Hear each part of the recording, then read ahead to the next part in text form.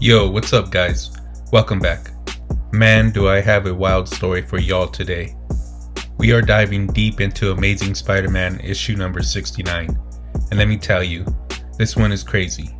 We're talking about Spider-Man is dead, the universe is falling apart, Dr. Doom and Strange are throwing hands, and Spidey becomes something you would never expect. So if you're ready for that heat, go ahead and drop a like, subscribe if you're new, and hit that bell so you never miss out when I drop a video. Alright, let's get into it. So, quick recap to get everybody caught up. Spider-Man's been chosen by Dr. Doom, of all people, to be Earth's champion against the 8 scions of CYTTORAK. Yeah, that's CYTTORAK, the same guy who powers up Juggernaut. Now, Doom gave Spidey some arcane armor, and these magical things called Reeds of Ragador that let him come back to life 8 times. But here's the kicker, Spider-Man has used them all. He's died for real. Gone. Done. And the scion named Calyx, infected with this terrifying thing called the Blight, has killed him. And now, the whole world, it's fallen apart. And this is where we pick up with Syra, daughter of CYTTORAK, kneeling in front of Peter's body. She's reflecting, thinking about how her father, the mighty CYTTORAK, plays games with people's lives. Meanwhile, Earth, it's breaking. X-Men are corrupted and fighting each other. Juggernaut is trying to hold them together, but even he is struggling. And Syra, she's realizing that her father's game is costing lives. Then her twisted brother Calyx shows up. And man, Calyx is all in on this blight power. He's mocking Syra, telling her, "You act like you care about these humans, but when I finally rebuke Father, you fight me." And then he says something real creepy, like he can't decide if he wants to kill her or marry her. Yikes. Syra tells him, this has gone too far, but Calyx ain't hearing none of that. To him, this blight is their birthright. He's going to take it straight to CYTTORAK himself, but he gives Syra a choice. Join him before he kills their father. After that, she's on her own. And then, my dude, Phil Coulson, who's now the literal avatar of death, shows up. Yeah, that Phil Coulson from S.H.I.E.L.D. He's like, "You're a little late figuring out how to care about people, Syra." And Spider-Man? Yeah, he's gone. So, time for me to get to work. And yo, it's heavy, because all of this, the chaos, the fighting, Peter Parker's death, it's bigger than all of them. Meanwhile, down on the streets, Aunt May's looking for Peter. We see a mom, a dad, and a son walking.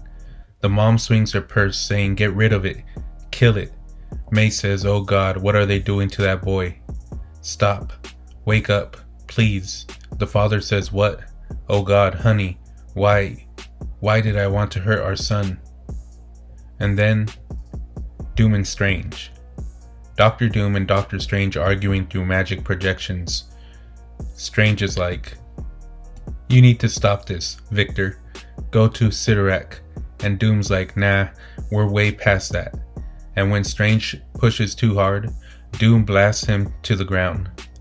Like, bro, if CYTTORAK needs to be stopped, these are the last people on Earth we need fighting right now.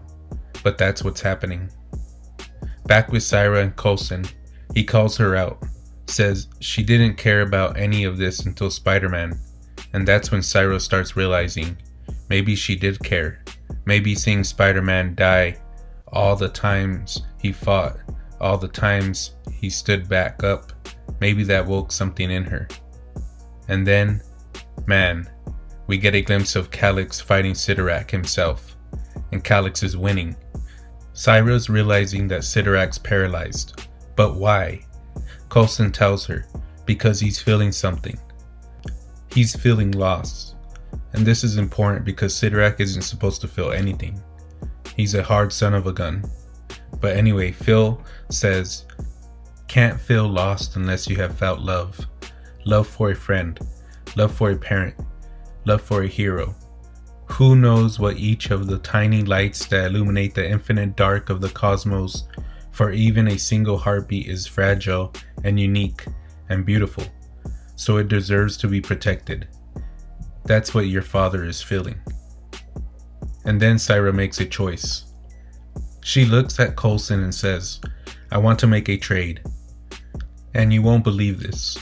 She wants to give up her immortality, all her power as CYTTORAK'S daughter, to bring Spider-Man back to life. And Coulson, being the Avatar of Death, is like, that's not how this works. But maybe it can. So she does it. The last daughter of CYTTORAK gives everything she has to bring Peter Parker back. And the universe itself is like, this ain't right. But Coulson says, maybe I get one mistake in the name of love. And Spider-Man comes back to life. And Peter, man, this dude wakes up and he's like, what happened? What did you do? And Syra looks at him and says, I learned to care because of you. And she tells him, don't just be Spider-Man. Become something more. Become the strength we need. Become the one to stop my brother. And then, y'all, we see him, Spider-Man, fused with CYTTORAK'S power, the Juggernaut Spider-Man, SPIDER-NAUT. This man looks like an unstoppable beast, ready to throw hands with Calyx and fight the Blight itself. Let me tell you, this moment is huge. Peter Parker, carrying all the pain, all the sacrifice, now wielding the unstoppable might of the Juggernaut. And as Calyx is about to finish CYTTORAK himself, Spider-NAUT steps up, like, nah bro, not today. Yo, can we just appreciate how far this story has taken Peter? From neighborhood crime fighter to the last hope of the universe. So now the question is, can Spider-NAUT save the universe? Can he stop the Blight? Man, I cannot wait to see what happens next. But hey, that's gonna do it for this one. What do you guys think of Spider-Man as a Juggernaut? Like, that's a next level upgrade. Drop your thoughts in the comments. Do you think he can beat Calyx? Will Syra survive? Is Doom gonna help or make it worse? Let's talk about it. Thank you so much for watching. I'll catch you on the next one. Peace.